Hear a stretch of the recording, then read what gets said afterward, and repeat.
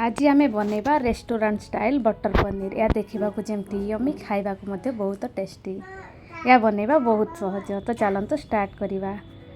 Hello friends, मु हालिमा स्वागत करुच्ची मोर हालिमा Odia blog रे। एठी नहीं जाइछि मु गोटे पैन दे देबा 2 चामच तेल, 2 चामच बटर, 5टी लवंग एवं 2टी इलायची। यह को भल भावरे फ्राई करिनेबा। दे देबा 2टी प्याज। मु प्याज को एपरि भावरे काटि नेछि।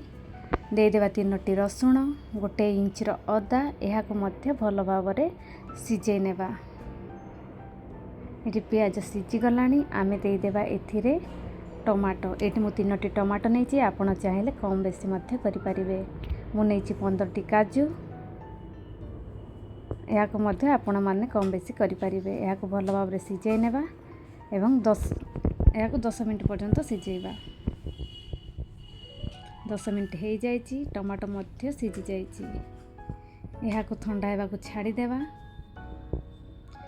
या ठंडा हो जाइछि। नै जेबा गोटे जार रे एवं या को पेस्ट करि नेबा। एटी पेस्ट हो जाइछि। देखि पारथबे केते सुंदर पेस्ट हो जाइछि।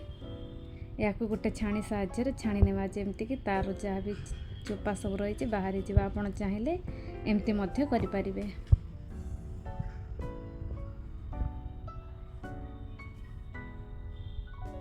देखि पारथबे केते सुंदर पेस्ट हो जाइछि। एबे नै जिबा हमें गोटे पैन दे देबा 2 स्पून तेल, 2 चामच बटर, गोटे तेजपत्र आ गोटे लंका। या को आपण चाहिले 2टी मध्य नै परिबे। या को भल भाव फ्राई करनेबा। दे देबा गोटे प्याज एमती छोट छोट करी काटि नेछि। आपण के हिसाब रे आपण काटि नेबे। या को गोल्डन ब्राउन हेबा पर्यंत फ्राई करनेबा। दे देबा हाफ चामच हळदी, गोटे चामच लंका गुंड, धनिया पाउडर, जीरा पाउडर, गरम मसला, स्वाद अनुसार लूण। या को भल भाव फ्राई करिबा जेपरी यार कंचा बाहरी जीवो। एटी मसला भी हो जाइछि। तेल भी छाड़छि। एबे दे देबा हमें जो पेस्ट हमें बनै के रखी थिले। या को भल भाव मिसै नेबा। देखो तेल छाड़ी जाइछि। दे देबा हमें गोटे कप पानी एवं यह को मध्य भल भाव मिसैबा।